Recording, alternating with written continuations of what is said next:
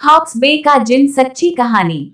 कराची के साहिली इलाके हॉक्स बे पर कई लोगों ने एक पुरस्कार मखलूक देखने का दावा किया है।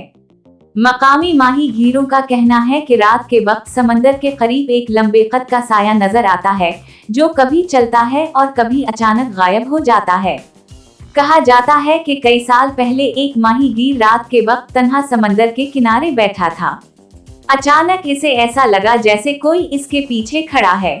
जैसे ही उसने पीछे मुड़कर देखा, उसे एक लंबा और खौफनाक साया नजर आया जो हवा में मुअल्लक था। वो फौरन भागा, लेकिन वो साया इसके साथ साथ दौड़ने लगा। किसी ना किसी तरह वो अपनी कश्ती तक पहुंचा और वहां से भाग निकला।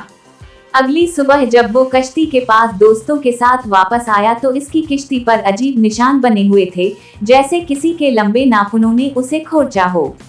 ये वाकया आज भी कई माहीगीर याद करते हैं और वो रात के वक्त अकेले हॉक्स बे जाने से गुरेज करते हैं।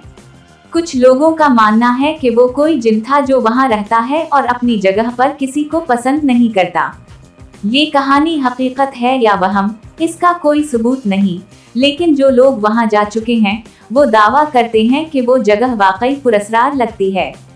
अगर आपको मजीद सच्ची डरावनी कहानियां सुननी है तो बताएं। जिस कस्म की कहानी कहोगे हम सुनाएंगे। आप सिर्फ कमेंट करें, अपना नाम जरूर लिखें।